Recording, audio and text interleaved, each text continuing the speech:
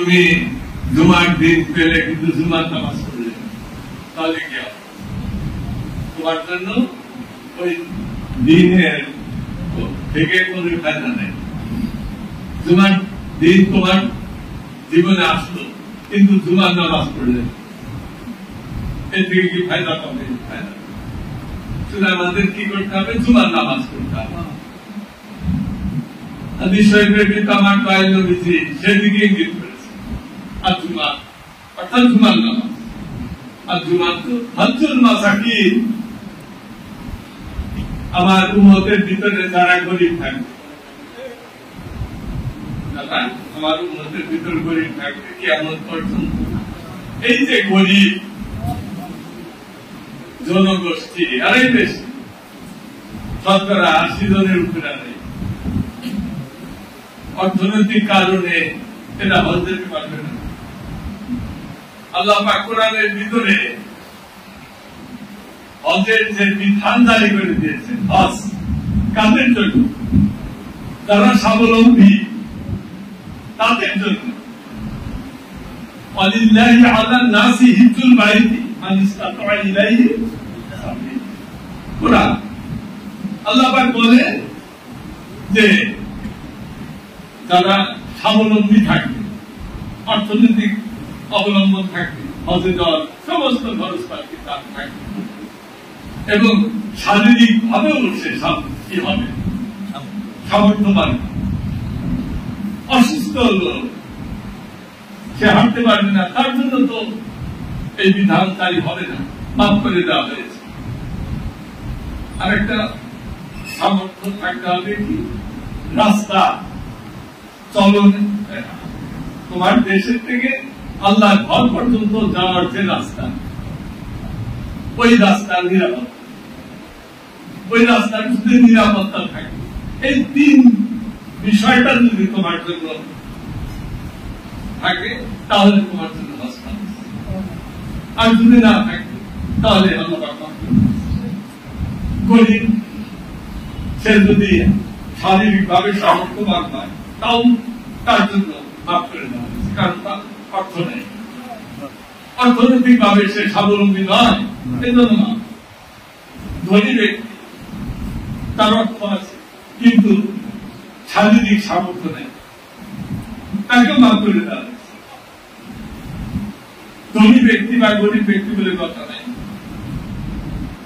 যদি হজে যাওয়ার রাস্তাটা তার জীবনের জন্য ঝুঁকিপূর্ণ হয়, তাকে মাফ করে দেওয়া হয়েছে। কিন্তু এই শর্ত সাপেক্ষে যাদের জন্য হজ ফরজ হবে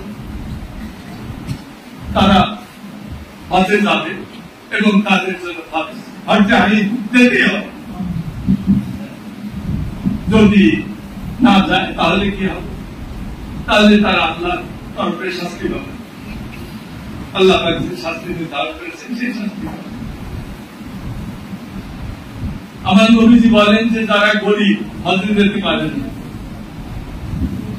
আমার উম্মতের ভিতরে কিয়ামত পর্যন্ত এই যে অংশটা থাকবে, উম্মতে বেশিরভাগেরাই কিন্তু আর্থিক সামর্থ্যের কারণে হজ যেতে পারবে না। মনে খুব ইচ্ছা থাকবে, আকাঙ্ক্ষা থাকবে আল্লাহ ঘর জিয়ারত করবে, আল্লাহ ঘর তওয়াফ করবে,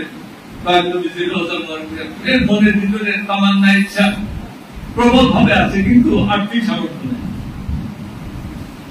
তাদের যে এই বঞ্চিত হয়ে যাওয়া, হজের মাধ্যমে তো আল্লাহ যারা হজ করবেন তাদের হজ আল্লাহর দরবারে কবুল হবে। হাদিস শরীফের ভিতরে বলা হয়েছে যে যাদের হজ কবুল হবে, ওই কবুল হজকে বলা হয় হজে মাবরুর। মাবরুর হজের বদলা পুরস্কার আল্লাহ পাক দান করে, 2 ভাবে দেয়, তাৎক্ষণিক ভাবে হজ করার সাথে সাথে আল্লাহ পাক দিয়ে দেয়। সেটা একটা বিষয়। আর একটা পুরস্কার হচ্ছে পরকালে আল্লাহ পাক বেহেশতের ভিতরে হজের বিশেষ পুরস্কার। এখন হজে মাবরুর যদি হজ কবুল হয় তাহলে সেই পুরস্কারটা পাওয়া যায়। তারা ধনী ব্যক্তি হজে গেল, প্রত্যেক বছর বছর হজে গেল, হজ করল, কিন্তু যদি হজ কবুল না হয় তাহলে তো ওটা ব্যর্থ হয়ে গেল। তার এই যে পরিশ্রমই ব্যর্থ, পণ্যশ্রম হয়ে গেল, শ্রমটা বন্ধ হয়ে গেল। এই জন্য আমার নবীজি বলছেন, যখন তুমি ইবাদত করবে সঠিকভাবে করবে, তাতে আল্লাহ পাক তোমার ওই ইবাদতটা কবুল করে নেয়। তুমি নামাজ পড়বে সঠিকভাবে, নামাজ পড়বে, তাতে আল্লাহ পাক তোমার নামাজটা কবুল করে নেয়। যদি কবুল করেন তাহলে তোমার পুরস্কার, দুনিয়ার পুরস্কার, পরকালের পুরস্কার। তুমি রোজা করলে রমজানের রোজা পুরস্কার আল্লাহ পাক দেবেন, যদি সঠিকভাবে করো। ইবাদতের ভিতরে যদি ত্রুটি থাকে তাহলে তো তোমার ইবাদত কবুল হবে না। তুমি হজ করলে, হজ যদি ত্রুটিপূর্ণ হয় তাহলে তো হজ কবুল হবে না। এজন্য হজ যখন করবে তখন নবীজি বলছেন সঠিকভাবে করবে, ইবাদত যখন করবে সঠিকভাবে করবে। যদি তুমি ইবাদত করো সঠিকভাবে, তোমার ইবাদতটা হয়। হজ করলে এত পরিশ্রম করে, এত টাকা খরচ করে হজ করলে, ওই হজ যদি কবুল না হয় তাহলে এর থেকে বড় আফসোসের আর কি থাকতে পারে। আমার নবীজি বলেন, যখন তোমার হজটা কবুল হবে এর থেকে বড় সুসংবাদ তোমার জন্য আর নাই। তাহলে কি হবে? আল্লাহ পাক তোমাকে পুরস্কার দেবেন, তাৎক্ষণিক ভাবে দুনিয়াতেই দিয়ে দেবেন পুরস্কার। আর কিছু বাকি থাকবে বেহেশতের ভিতরে দেবে, এই দুনিয়াতে কি দেবে? তাৎক্ষণিক ভাবে। আমার নবীজি বলেন, তাৎক্ষণিক ভাবে একটি মাকবুল হজ বা মাবরুর হজের পুরস্কার হচ্ছে আল্লাহ পাক ওই ব্যক্তি, ওই বান্দা, যে বান্দা হজ করার পর তার হজ আল্লাহ কবুল করে নিয়েছেন, মাবরুর হজ হয়ে গেছে, আল্লাহ পাক ওই মাবরুর হজের পুরস্কার হিসাবে তাৎক্ষণিক ভাবে ওই বান্দার সারা জীবনের গুনাহ মাফ করে দেন। গুফিরা লাহু মা তাকাদ্দামা মিন যামবিহি, গুফিরা লাহু মা তাকাদ্দামা মিন যামবিহি, আল্লাহ পাক তার সারা জীবনের গুনাহ মাফ করে দেন। এটা তো যারা হজ করলো, কি ধনী মানুষ হজ করতে পারলো, আর যারা গরিব হজ করতে পারলো তাদের জন্য কি? আমার নবীজি বললেন, তোমাদের জন্য আরো বড় পুরস্কার আছে। সেই পুরস্কারটা হচ্ছে, তোমরা যদি জুমার নামাজটা সঠিকভাবে পড়ো। এই জুমার নামাজ পড়ার জন্য তো তোমার টাকা পয়সা খরচ হবে না। তুমি তোমার মহল্লার জামে মসজিদে যাও, হুজুরি কালবের সঙ্গে নামাজ হবে। যদি হুজুরি কালবের সঙ্গে নামাজ আদায় না করো তাহলে কি হবে? তাহলে তোমার ওই নামাজটা বাতিল। আমার নবী বলে, তোমার নামাজ বাতিল হয়ে যাবে। নবীজি তো বললেন যে তোমার নামাজ বাতিল হয়ে যাবে, আর আল্লাহ পাক কোরআনের ভিতরে বললেন যে তুমি যদি হুজুরি কাল ব্যক্তি থেকে নামাজ পড়ো তাহলে বাতিল তো হবে, উপরন্তু তোমাকে শাস্তি দেওয়া হবে। বাতিল হয়ে গেছে। এই জন্য আমি তো জানি না আমার নামাজ কবুল হয়েছে কি কবুল হয় না, সঠিকভাবে হইল কি হইল না, কবুল হইল কি হইল না জানি না। আর আল্লাহ পাক বললেন যে তুমি তো জানো না, কিন্তু তুমি তো এটা বুঝতে পারবে যে তোমার নামাজের ভিতরে দুইটা ত্রুটি আছে কিনা, এটা তুমি নিজেই বুঝতে পারবে। তার প্রথম ত্রুটিটা কি? আল্লাহ পাক কোরআনে বলে, এই দুইটা ত্রুটি নামাজের ভিতর তোমার থাকা যাবে না। একটা হচ্ছে কি সাহুন, সাহুন নামাজের ভিতরে সাহুন থাকা যাবে না। ওয়ালিয়াউন, সাহুন ওয়ালিয়াউন কোরআন সূরা মাউনের ভিতরে সাহুন ওয়ালিয়াউন, এই দুইটা জিনিস থাকে না। যদি থাকে তাহলে তোমরা মনে করবে এই দুইটা হচ্ছে মারাত্মক বিষ। তুমি যে নামাজের ভিতরে এই দুইটা বিষ খাও, তাহলে তোমার নামাজ সাথে তাও আর মারায় দেওয়ার পরে পড়ে গেছে, হয়ে গেছে, শেষ হয়ে গেছে না? শেষ হয় নাই, ঠিক হয় নাই। ফাওয়াইলুল লিল মুসাল্লিনা আল্লাযিনা হুম আন সালাতিহিম সাহুন আল্লাযিনা হুম ইউরাউনা ওয়া ইয়ামুনুল মাউন। শেষ হয় না। ইসলামে মানুষের এই জীবনের যে যাত্রা, এটা শেষ হয় না, অনন্তের যাত্রা। স্বাভাবিকভাবে তোমরা পৃথিবীতে আসো মুসাফির, মৃত্যু হয়ে গেছে, শেষ হয়ে গেছে না? শেষ হয় নাই। এই মানুষের জীবনের অনন্ত কালের যে মুসাফির মানুষ, তার যাত্রা অনন্ত কাল ব্যাপী। তুমি এই দুনিয়ায় আসো, সাময়িক ভাবে এখানে আসো, 50, 60, 70, 80, 90 বছর আসো, এখান থেকে তোমাকে চলে যেতে হবে। যখন ওই পাড়ে যাবে আবার আর এক আলোতে চলে গেল, এই আলো থেকে আর এক আলো। বলেন কবরের জগৎ থেকে বলা আলোনে বর্তকে চলে গেছে। বর্তকের পরে তুমি চলে যাবে কোথায়? আলোনে হাসা, হাসরের ময়দান, ময়দানে হাসা, ওটা একটা আলো, ওটা একটা দুনিয়া। ওইখানে তোমাকে থাকতে হবে। কত বছর থাকতে হবে? 50,000 বছর। ওখানে থাকতে হবে 50,000। এইভাবে তোমার যে অনন্ত যাত্রাটা চলতেছে, এক এক সময় এক এক জায়গায় তোমার রূপান্তর হচ্ছে, কিন্তু বিনাশ হচ্ছে না। আমরা যখন কলেজে পড়তাম, বিজ্ঞানের একটা অবিনাশী সূত্র, বস্তু বিনাশ হয় না, একটা রূপ থেকে আরেকটা রূপে পরিবর্তন হয়, তাকে বলা অবিনাশী সূত্র। বিনাশ হয় না। তুমি মনে করতেছো যে একটা বস্তুকে তুমি আগুন দিয়ে জ্বালিয়ে দিলে মনে করো শেষ হয়ে গেল, শেষ হয় না, রূপান্তর হয়েছে। হয়তো কিছু আসতো কয়লা, এগুলো আগুন দিয়ে জ্বালিয়ে দিল, জ্বালার পর দেখলে যে ওগুলো আর নাই, কিন্তু কিছু ছাই পড়ে আছে, আর বেশিরভাগ যে ইয়া ছিল আর দেখা যায় না। কি হয়ে গেছে? কি হয়েছে? রূপান্তর হয়েছে। কিছু ছাই হয়েছে, কিছু চলে গেছে অন্যভাবে, গ্যাসিয়াস ফর্মে চলে গেছে, কিন্তু ধ্বংস হয় নাই। মানুষের আত্মার অবস্থা সেটা, রূপান্তর হয়, ধ্বংস হয় না।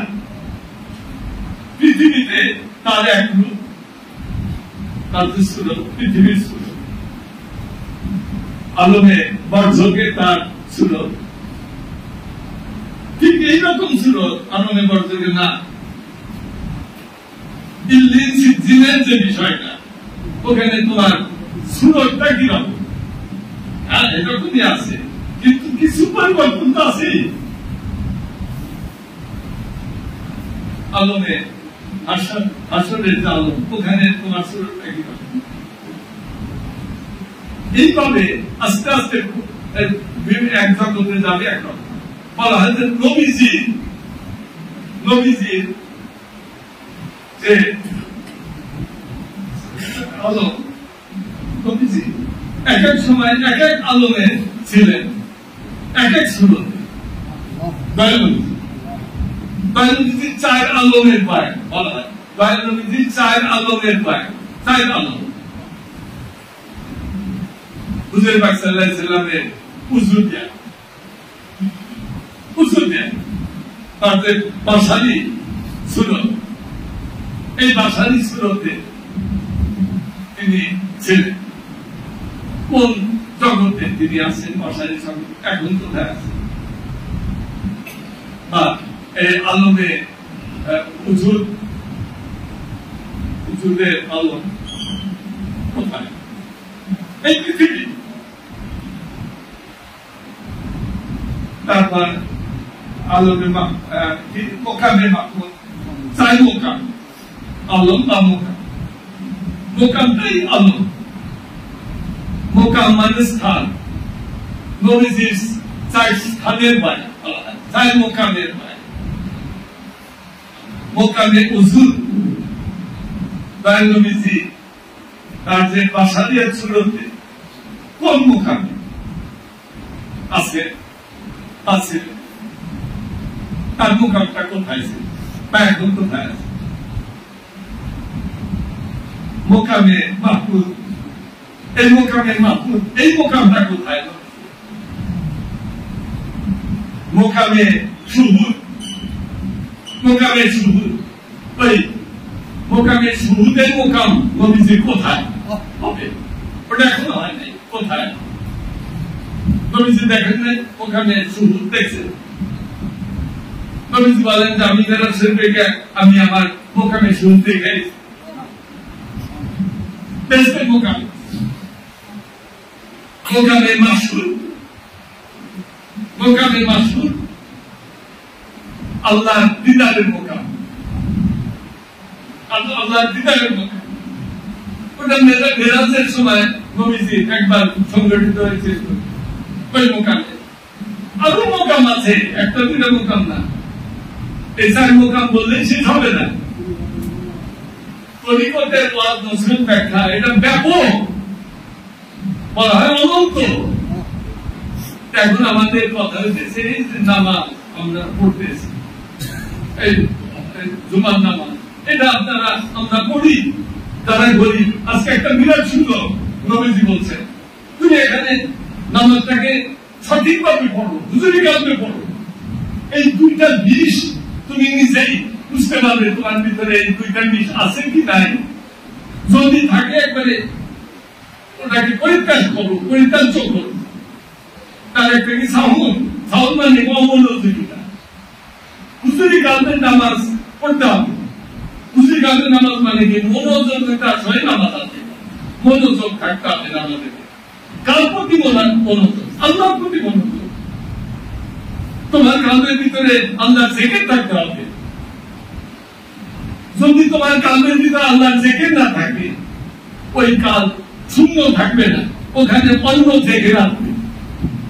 কালমের জিকির চলে গেছে, তোমার কাল থেকে কালমের জিকির বের হয়ে গেছে, এটা ভ্যাকুম হয়ে গেছে, শূন্য হয়ে গেছে।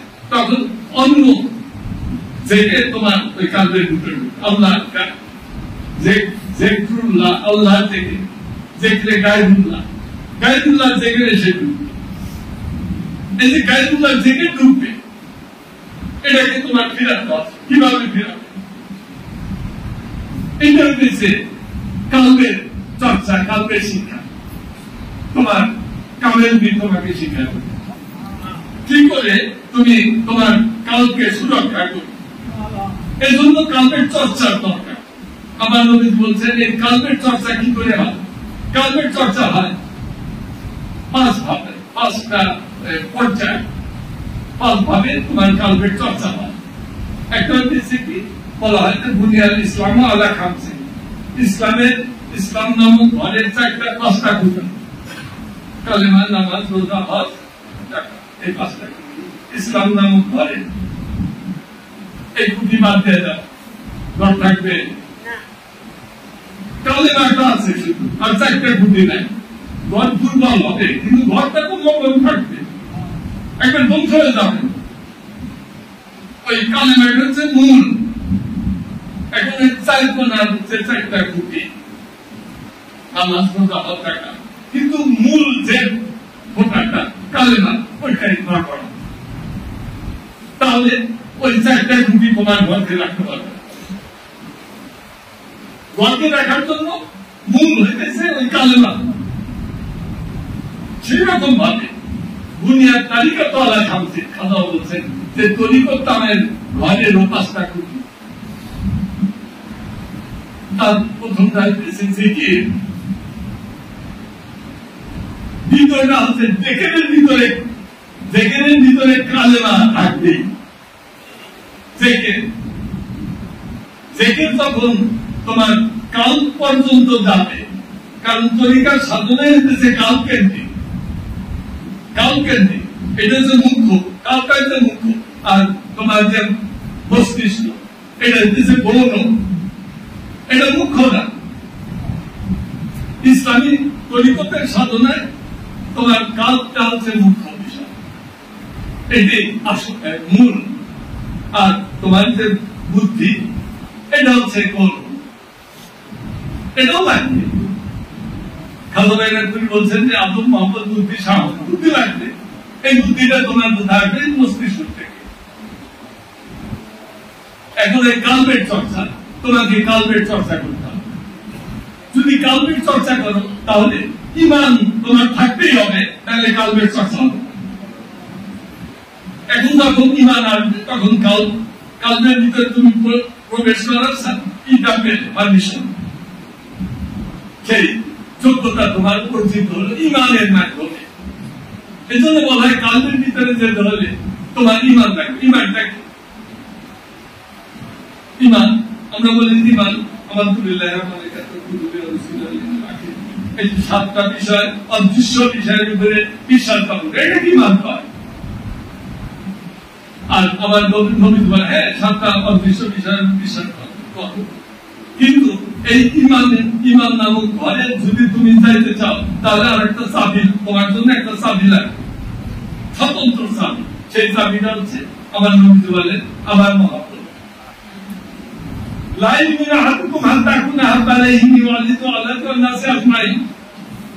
ওই ব্যক্তি কখনো মুমিন হতে পারবে না যতক্ষণ পর্যন্ত আমার প্রতি তার মহব্বত, আপন সন্তান, পিতা মাতা, অন্যাসী আজমাই, পৃথিবীতে যত মানুষ আছে সমস্ত মানুষের থেকে বেশি না হতে মহব্বত। তাহলে তুমি যে মহব্বত হচ্ছে ইমান নামক ঘরে প্রবেশ করার চাবি, ওই চাবিটা যদি তোমার না থাকে তাহলে তোমার জন্য ইমানের যে ইমানের বিষয়টা তোমার জন্য নিরর্থক হয়ে গেল। তুমি যতই আমার ইমানে মুফাসসাল আর ইমানে মাজমুল পাঠ করো, ইমানে মুফাসসাল, ইমানে মাজমুল, মুফাসসাল বিস্তৃত ইমান, মাজমুল সংক্ষিপ্ত ইমান, যতই করো না কেন করে লাভ। তাহলে কি করতে হবে? ইমানকে লাভ করার জন্য তোমার প্রথমে যে জিনিসটা লাগবে সেটা হচ্ছে নবীজির প্রতি মহব্বত। ওই নবীজির প্রতি মহব্বতের শিক্ষাই প্রধান তালিম হচ্ছে তরিকতে। তোমার নবীজির মহব্বত দিলে একটা অর্জন করো। যদি নবীর মহব্বত এসে যায় তাহলে তোমার দেহের চর্চা করে যাবে, তখন তোমার দেহের চর্চা শুরু হয়ে গেল। তখন তুমি থেকে পাবে, দেখে মোড়া কাপা গাছা পারে এই 5টা তুমি চর্চা করতে থাকো। এই 5টার চর্চা তোমার কালবের ভিতরে শুরু হয়ে গেল। যদি এই কালবের চর্চা করতে পারো তাহলে তোমার কাল শিক্ষিত হল, তোমার কাল আলোকপ্রাপ্ত হল, তোমার কাল শিক্ষিত, উচ্চ শিক্ষিত হয়ে যাচ্ছে, আস্তে আস্তে উচ্চ শিক্ষিত হচ্ছে, উচ্চ মার্গে চলে যেতেছে। প্রতিভায় কাল গুরু সেট করে উঠতে উঠতে সব 24 টাকা পথ উঠে গেছে। হারা বিল্লা বাঁকা বিল্লা তোমার হাসিল হয়ে গেছে। তুমি আল্লাহ পেয়ারা বান্দাতে পরিণত হয়ে গেছো, তুমি সফল হয়ে গেছো। কোরআনে আল্লাহ পাক ঘোষণা করে দিয়েছেন তোমার জন্যই মনে করবে, তোমার জন্য আল্লাহ পাক কোরআনে এই আয়াতটা নাযিল করেছেন। কাদ আফলাহা মান যাক্কাহা, কাদ আফলাহা মান যাক্কাহা, যে ব্যক্তি তার জন্য কাদ আফলাহা অবশ্যই অবশ্যই সফলতা। কার জন্য? সফলতা কার জন্য? যে ব্যক্তি তার কালকে পরিচ্ছন্ন করতে পারবে, পবিত্র করতে পারবে। আর ওই কাল কখনো পবিত্র হবে না যদি তুমি ওই কালবের ভিতরে তোমার যে চর্চাটা শুরু না করতে পারো, প্রবেশ না করতে পারো, ওটা পরিষ্কার না করতে পারো। আর প্রবেশ করার জন্য যে দরজার চাবিটা খোলা, একমাত্র চাবি হচ্ছে দরজা খোলা, তলা খোলার একমাত্র চাবি হচ্ছে তার মহব্বতের অর্জন করতে হবে।